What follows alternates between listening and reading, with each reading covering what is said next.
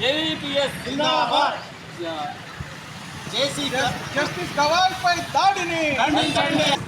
గవాయ్పై దాడి చేసిన వారిని వెంటనే అరెస్ట్ చేయాలి. కాపాడుకుందాం న్యాయస్థానాలను, కాపాడుకుందాం భారత రాజ్యాంగాన్ని, కాపాడుకుందాం భారత రాజ్యాంగాన్ని. వర్ధిల్లాలి కుల వివక్ష వ్యతిరేక పోరాట సంఘం, వర్ధిల్లాలి కుల వివక్ష వ్యతిరేక పోరాట సంఘం. జస్టిస్ గవాయ్పై దాడి చేసిన వారిని వెంటనే అరెస్ట్ చేయాలి. జస్టిస్ గవాయ్పై దాడి చేసిన వారిని వెంటనే అరెస్ట్ చేయాలి. ఈరోజు కుల వివక్ష వ్యతిరేక పోరాట సంఘం ఆధ్వర్యంలో నిజామాబాద్ జిల్లా కేంద్రంలోని చేసి చీఫ్ జస్టిస్ గవాయ్ పైన ఉన్నటువంటి న్యాయవాది అయినటువంటి కుమార్ గారు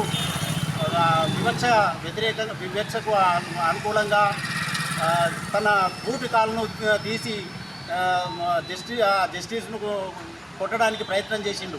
అంటే ఇది సామాన్యంగా వివక్షకు సంబంధించినటువంటి విషయమే. మనువాదానికి సంబంధించిన మనువాదం అనేటువంటిది తన లోపల ఉన్నటువంటి మనువాదము బయటకు చూపించడం జరిగింది.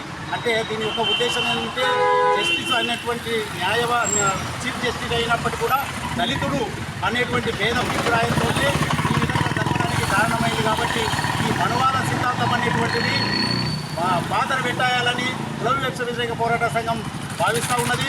మరి ఇటువంటి వారిని వెంటనే తక్షణమే అరెస్ట్ చేయాలి.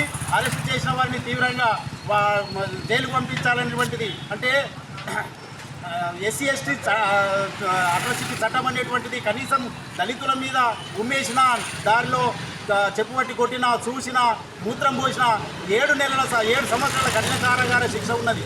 మరి ఇటువంటిది కూడా అమలు చేసి రాజ్యాంగబద్ధమైనటువంటి రాజ్యాంగాన్ని కాపాడేటువంటి చీఫ్ జస్టిస్ అయినటువంటి గవాయ్ను ఈ విధంగా చేయడం అనేటువంటిది వివక్షకు సంబంధించినటువంటి విషయమే.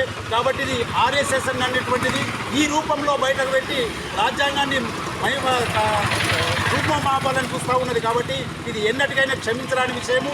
తక్షణమే ప్రభుత్వము దీని మీద చర్య తీసుకోవాలా. దీనికి మోడీ గారే బాధ్యత వహించాలని మేము కుల వివక్ష వ్యతిరేక పోరాట సంఘంగా భావిస్తా ఉన్నాం.